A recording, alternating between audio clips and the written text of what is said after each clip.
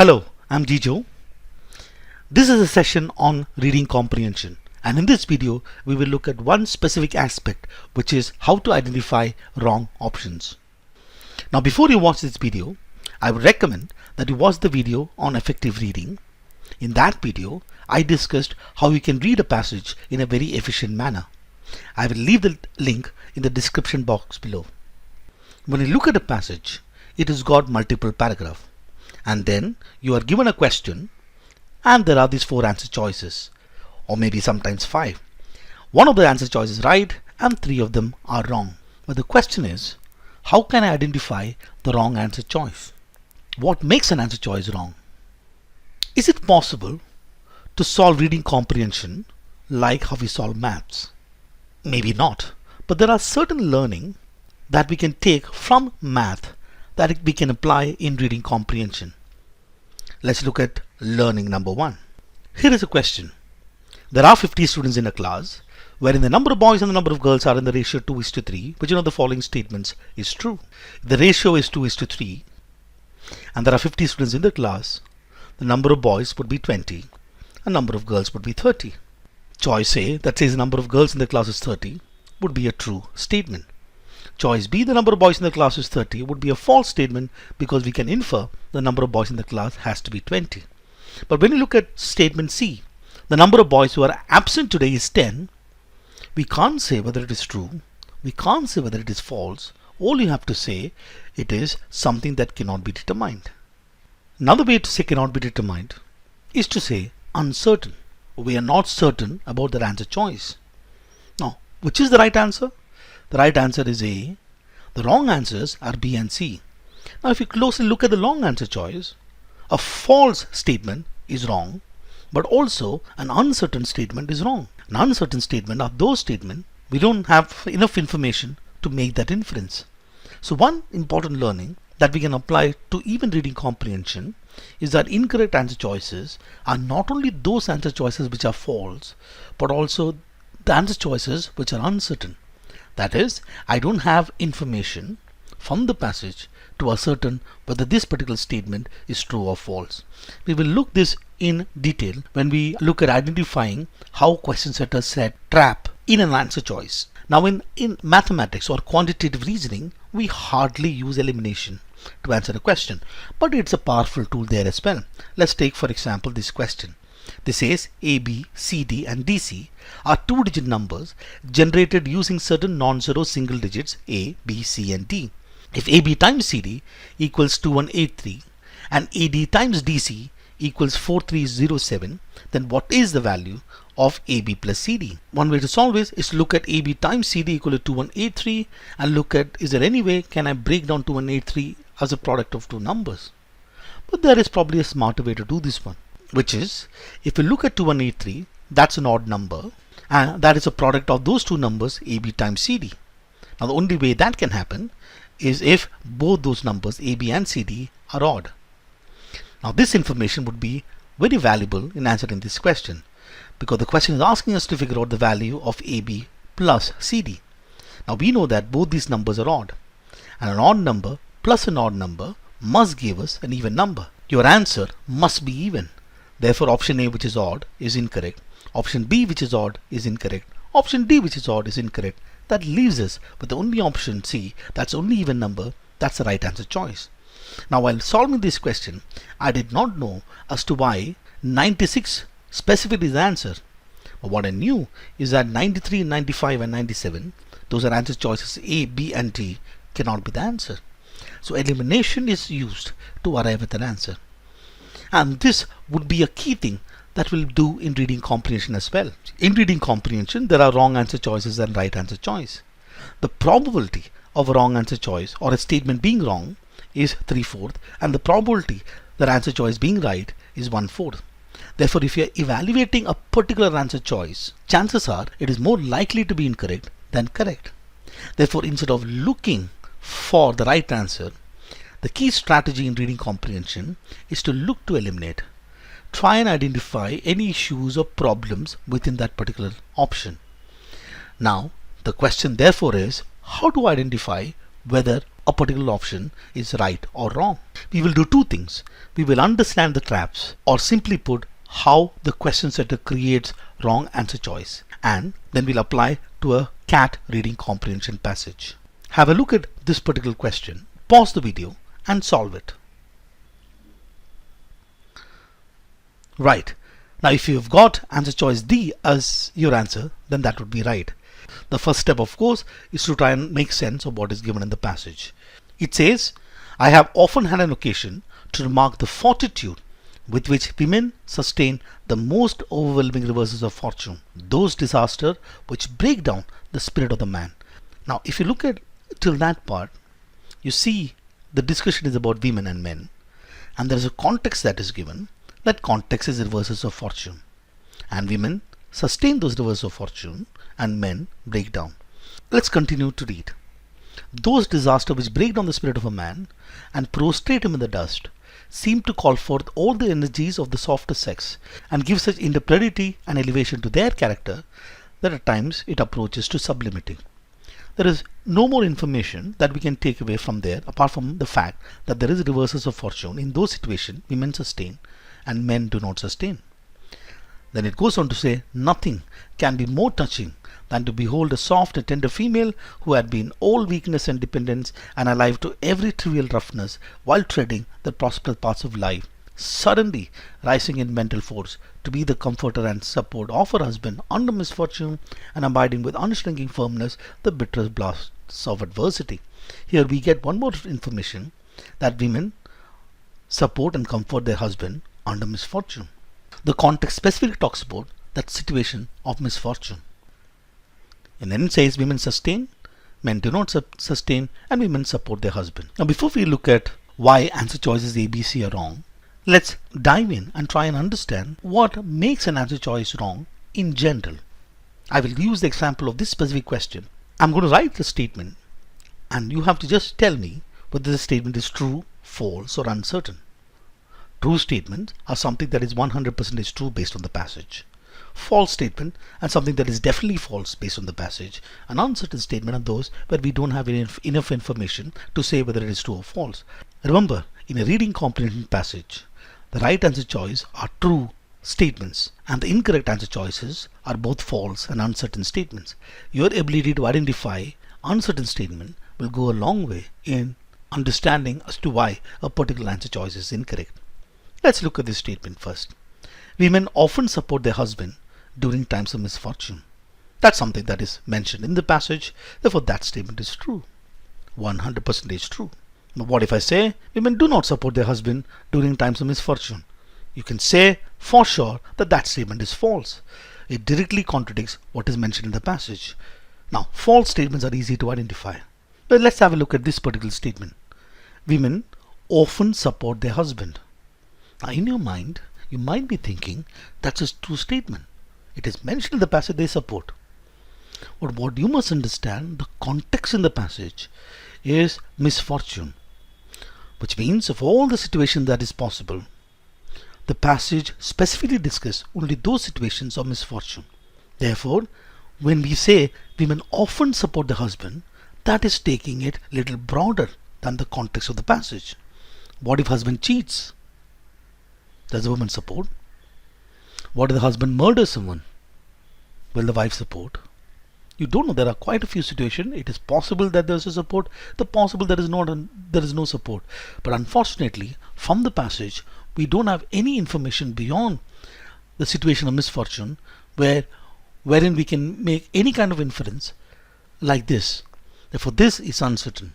And the reason why it is uncertain, because the context is broad. So one way of creating an incorrect answer choice is to give you something is broader than what is given in the passage. What about this statement? In recent times, women often support their husband during times of misfortune. The problem here is the word recent times. Now this has taken the whole context narrower.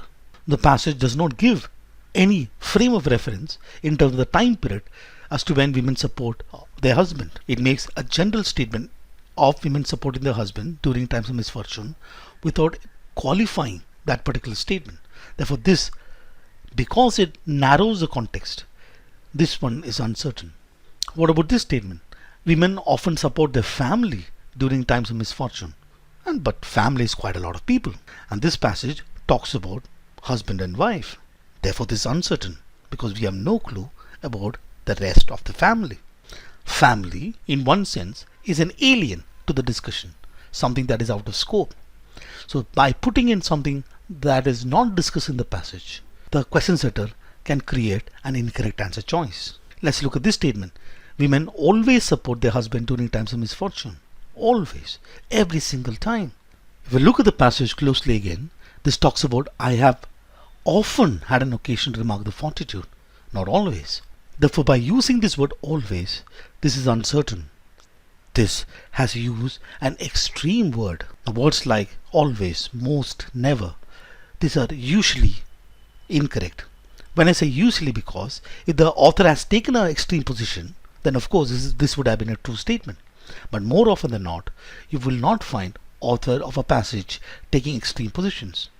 Whenever you see superlatives, the angriest, the biggest, the coldest, the darkest, that's kind of a red flag. And these are the kind of option that you should eliminate. Now this is how the question setter can trap you in answering the wrong question by creating broad, alien, narrow or extreme answer choices. Now if you look at answer choice D, women often provide support and strength to their spouses in times of misfortune, you would say is 100% true. That is what is mentioned in the passage. Answer choice A talks about women are courageous in times of misfortune and weak in times of fortune. Such a discussion is not something the author has done in the passage. In the sense, if this answer choice was correct, that would mean that the author has compared those two situations, misfortune and fortune, give equal importance to those two situations and compared women in those two situations. But that is not what has happened in the passage. This is focused on the situation of misfortune, and the author mentions that women support their husband in such a situation. Therefore, this answer choice A would be incorrect because it is uncertain owing to the fact that that is not what is mentioned in the passage. What about answer choice B? You could see the word weakest. The author believes that weakest of the female, that's a superlative. That itself is enough to eliminate this answer. But there are other issues with this answer as well. The second part says the weakest of the female can be the source of strength when the occasion calls for it. Source of strength. This seems to suggest that it's a source of strength to everyone. The passage clearly mentioned the source of strength to husband. But merely saying source of strength without mentioning husband makes this broad. And also when it says occasion calls for it, what kind of occasion? That's too broad. The passage talks specifically about the occasion of misfortune. So B is definitely incorrect. C has a few problems too. If you look at answer choice C, it says the author is amazed that the character of the woman can be altered. Character can be altered. There's a problem here. Alteration would mean that either it can be positive or it can be negative. The passage talks specifically about elevation to that character and not actually alteration to that character. Therefore, that part is incorrect. And also the last part, altered by other circumstances. Now circumstances is broad. The passage is specific to misfortune. So C also has a problem. So A is wrong, B is wrong, C is wrong, D is the right answer choice. The important thing to understand is that there is no such thing as close options. Just because the option feels close does not mean that they are close. Just because I feel someone is close to me does not necessarily mean they are close to me. Please do understand there are wrong answer choices and there are right answer choices. This must be your biggest takeaway, that there is no such thing as close answer choices or close options. Now let's look at a CAT 2017 question. The link to the reading comprehension passage is given in the description. Please download it, solve it, and come back and check whether you've got it right or wrong. Now here is the passage. It starts like this. Despite their fierce reputation, Vikings may not have always been the plunderers and pillagers popular culture imagined them to be. In fact, they got their start in northern European markets, researchers suggest. Now, author makes a claim that Vikings may not have always been the plunderers. as popular culture thinks. The author makes a justification there by saying that they got their trading in Northern European market. So this is what paragraph 1 says. Vikings are not always plunderers. Viking had started trading in the Northern European markets. Right. Here, when the author makes a claim in the first paragraph, you can guess at this point in time, paragraph number 2 and 3 is going to justify that particular claim that the author is making in paragraph number 1. And so it is. If you see paragraph number 2, combs carved from animal antlers as well as comb manufacturing waste and raw antler material has turned up at 3 archaeological sites in Denmark, including a medieval marketplace in the city of Ribe. A team of researchers from Denmark and the UK hope to identify the species of animal to which the antlers once belonged by analyzing collagen proteins in the samples and comparing them across the animal kingdom. Laura Geckel reports for Life Science. Somewhat surprisingly, molecular analysis of the artifacts revealed that some combs and other material had been carved from reindeer antlers. Given that reindeer do not live in Denmark, the researchers posit that it arrived on Viking ships from Norway. Antler craftsmanship in the form of decorative combs was part of Viking culture. Such combs served as symbols of good health, Geckel writes. The fact that the animals shed their antlers almost made them easy to collect from the large herds that inhabited Norway. Now, a lot of things is said in paragraph number 2, but what you need to understand is what is the crux of it, or what is the purpose of paragraph number 2. Is it talks about evidence from archaeological sites, and from the evidence there's certain conjecture that is made by the researchers. That is, it arrived on Viking ships from Norway. So what is in fact paragraph number 2 telling us? It is merely telling us there's a certain research which has given evidence of trade. That's it. And you look at third paragraph, it says, since the artifacts were found in marketplace areas at each site, it's more likely that the Norsemen came to trade rather than pillage. Most of the artifacts also date to 780s, but some are as old as 725. That predates the beginning of Viking raids on Great Britain by about 70 years. Traditionally, the so-called Viking Age began with these raids in 793 and ended with Norman conquest of Great Britain in 1066. Archaeologists have suspected that the Vikings had experience with long maritime voyages that might have preceded the raiding days. Beyond Norway, these combs would have been a popular industry in Scandinavia as well.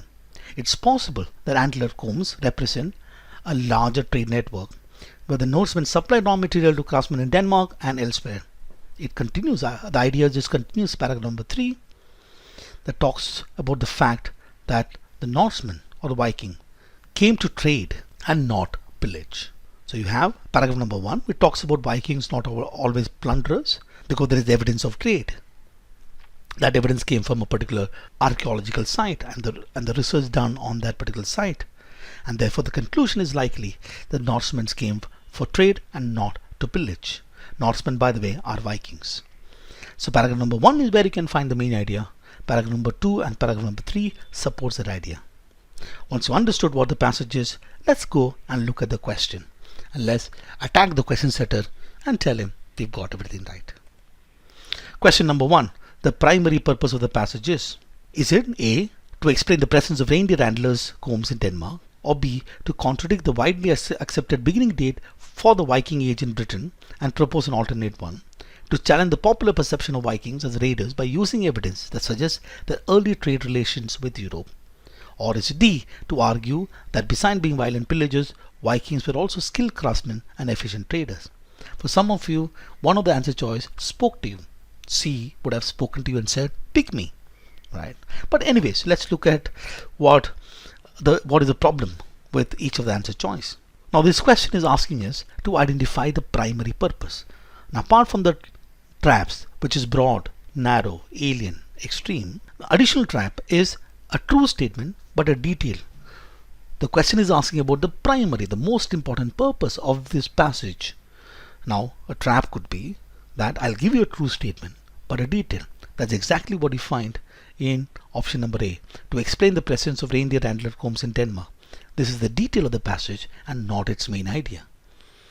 Let's look at B. Again, this is a detail of the passage. The beginning date is not the main idea, but used as a detail to support the main idea. B is incorrect. Now if you look at C and D, both of them may be right. C says to challenge the popular perception of Viking as raider. D says to argue that beside being violent pillagers, Vikings were also traders. Now here is when people tend to perceive that these two answers are close, when in fact they are not. One is wrong, other is right. Look at answer choice D. It says that they are efficient traders. They are skilled craftsmen. It doesn't often mention anywhere that they are efficient in trade. Author merely says they trade. Author does not say that they are efficient. This is a narrow context. Therefore D is incorrect and C is correct. To challenge the popular perception of Viking as raiders by using evidence that suggests their early trade relations with Europe. That's in fact what we noted in paragraph number 1, the main idea. Question number 2. The evidence, most of the artifacts also date to the 780s, but some are as old as 720s, has been used in the passage to argue that. Now this is a specific purpose question. A question where asked why a certain thing is mentioned in the passage. That's a simple way to answer a specific purpose question. A specific purpose question is a certain example is given. The question is not asking you what the example is, but asking a very different question. Why is there an example? An example is there to justify a particular claim. Therefore, the purpose of the example is to justify that claim.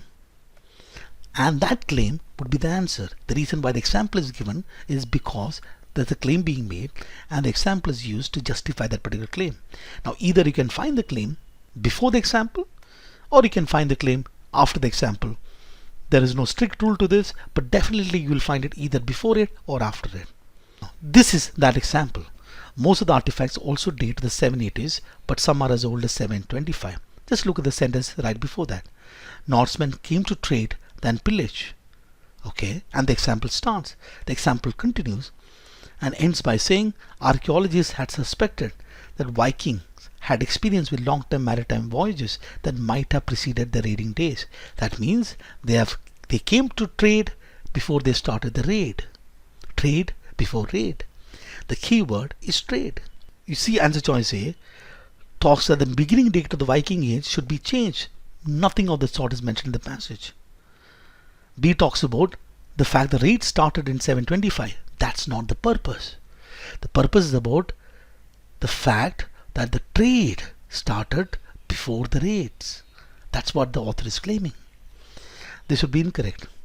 And C says some of the antler artifacts found in Denmark and Great Britain could have come from Scandinavia. No, that's not the purpose. The purpose very clearly, the Vikings' trade relation with Europe predates the Viking raids. This is answer choice D. Let's look at 3. All of the following hold true for Vikings except. True except, which means we have to look at something that is not true. Things that are not true are either false or things that are uncertain. If you have learned how to identify uncertain one, we can easily identify here. This talks about Vikings brought reindeer from Norway to Denmark for trade purpose. Did they bring reindeer, that animal? Actually look at, they actually bought antlers, animal antlers, reindeer antlers. They did not bring in reindeers, they actually brought in antlers. Now therefore this answer choice A is very clearly is something that is uncertain. Therefore the right answer for this question, because the question is asking us to find out things that are not true. Right. You can find evidence for B, C and D. Now I hope this was very beneficial to you and you now know how to identify a wrong answer choice. I will create more videos on reading comprehension. Please do subscribe and hit the notification button. And if you know a friend of yours who is preparing for CAT, please do share this video with him or her. And if you need any specific help, any topic you want me to discuss, let me know in the comments. I will try and make the video. Thank you. And this is Gejo signing off.